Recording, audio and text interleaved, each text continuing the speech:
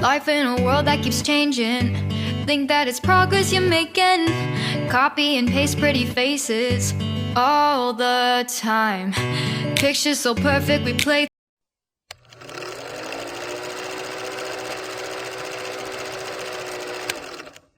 Hello, wonderful people. Welcome back again to this YouTube channel. Good morning, good afternoon, good evening. I greet you all according to your time. Yes, welcome back again to Anointed Lady TV. To all my returning subscribers, I appreciate you all for your massive support. I have been seeing your endless love to this platform. I say, may God richly bless you all. Thank you very much for all your support, your comments. I say, may God continue to bless you all. So on today's video, I will be watching with you. And this video is all about interview with our great leader, Mazi Nnamdi Kanu. And after watching this video with me, please drop your opinion at the comment section. What you think about the video, like the video, and also share the video. Let's watch, guys. I see you again in my other video. Stay safe. Bye-bye. If you believe that all men were created equal by God, then anything white people can do, so also can you do it.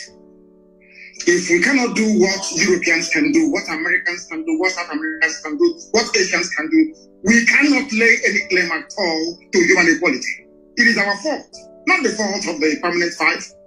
I go back to what I said before. It was these same people that gave oil and gas concessions to the United Kingdom. That was why they prosecuted the Biafran war forward. It wasn't a white man. These were black people. Gowon is a black man. It was Gowon that said no to restructuring. Obasanjo fought on the side of the colonial masters. That is the history of Africa. Joining your oppressors to defeat your own people. That's exactly what is playing out in Nigeria. Nothing more, nothing less.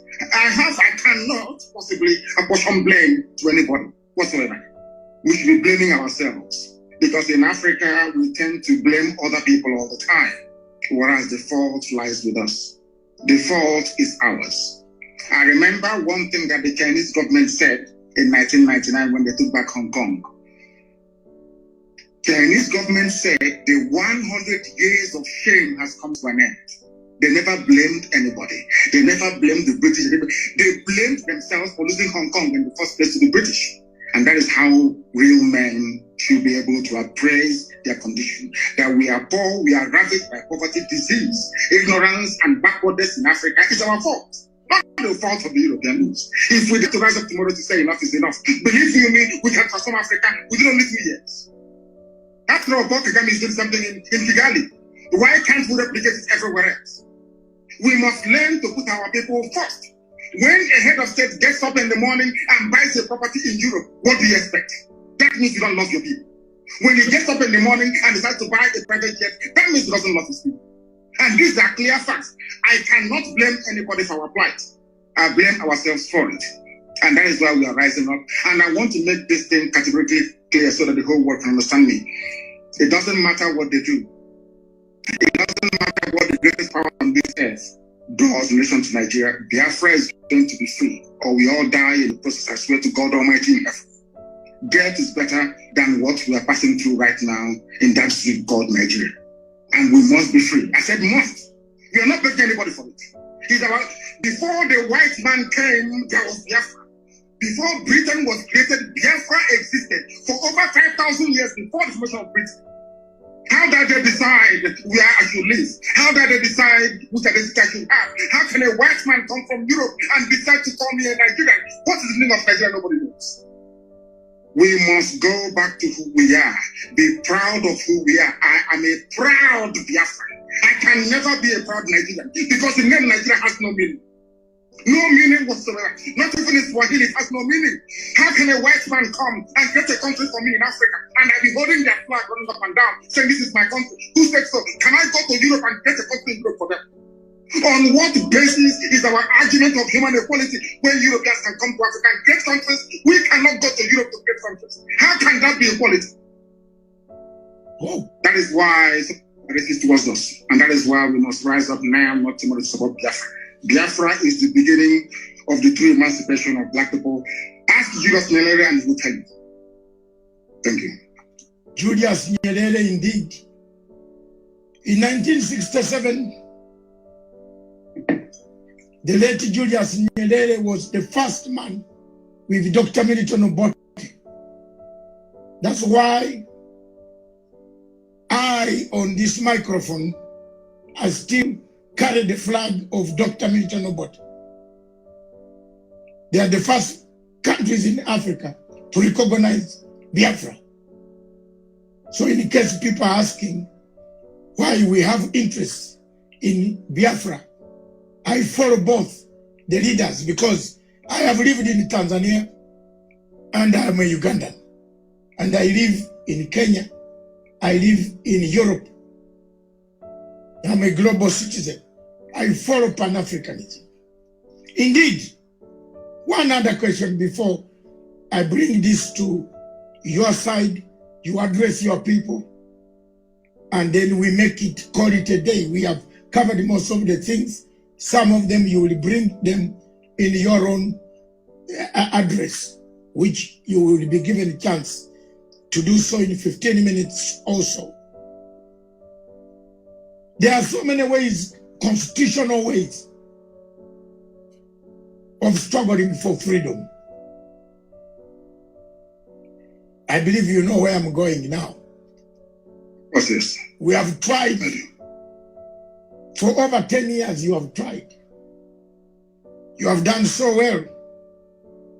You have awoken the people and said, wake up. We are being slashed one by one.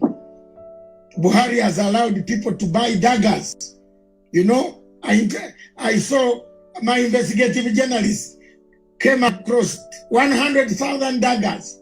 How do you buy daggers for who? You import daggers. There are so many cows to slaughter in that place. I looked at it and said, these are daggers to come and kill other people. If the constitutional route of referendum fails, what other constitutional means would you use? We insist on constitutionality. Yes. And we're going to have it.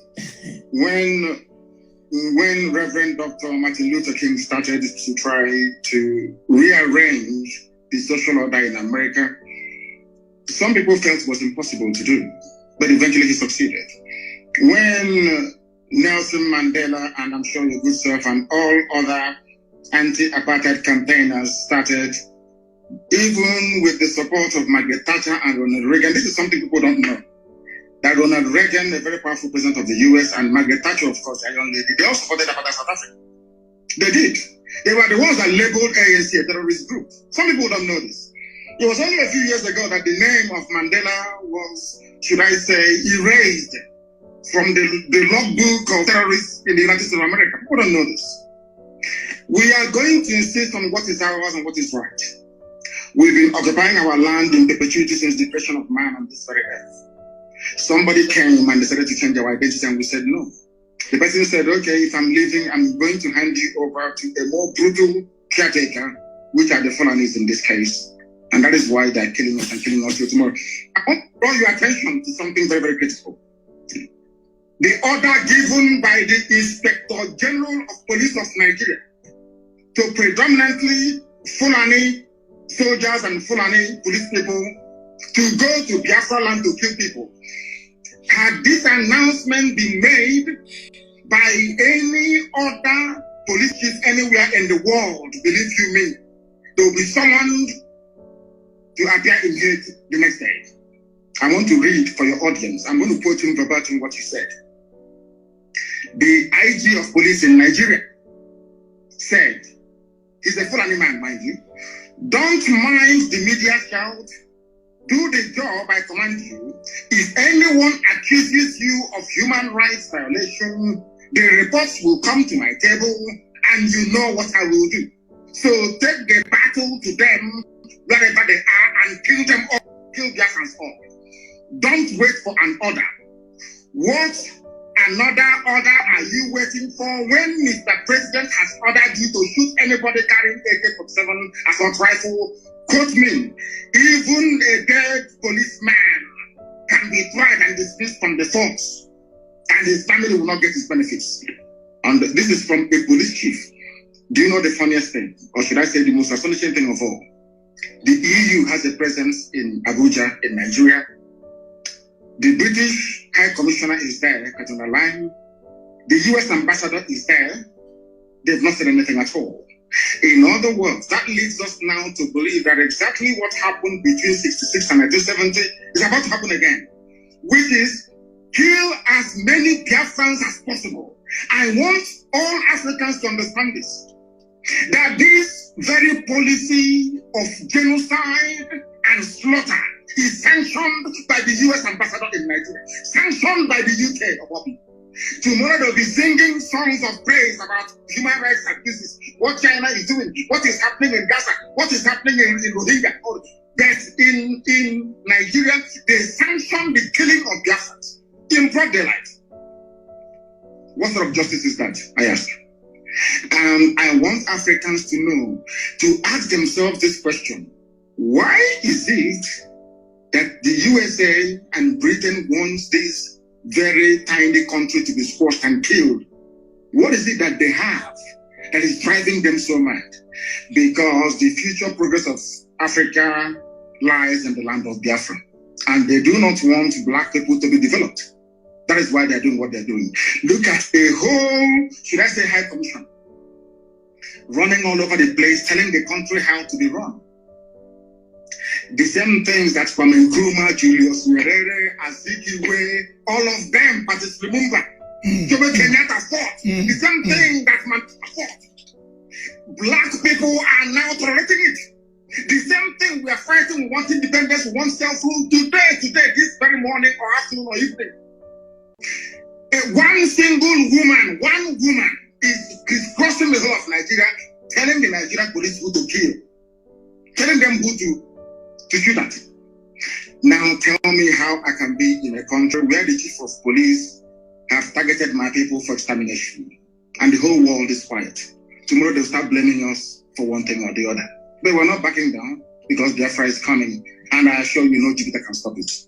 Thank you. Welcome back, my amazing people. Thank you very much for watching this video to the end.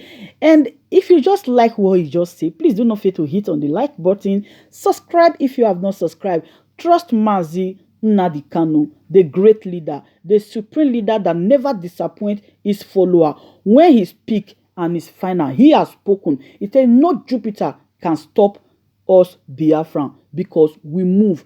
Come to think of it, what is really working in that country called Nigeria? Nothing is working. In fact, the old people living in Nigeria, they are all complaining. Nigeria is not working out. So the next thing to do is to split the country, because I feel and I strongly believe that Nigeria is too big for just one person to handle. So let me know what you think about this video at the comment section. I see you again in my other video. To all my returning subscribers, I will never stop appreciating you all. And I say, may God continue to bless you. Bye-bye.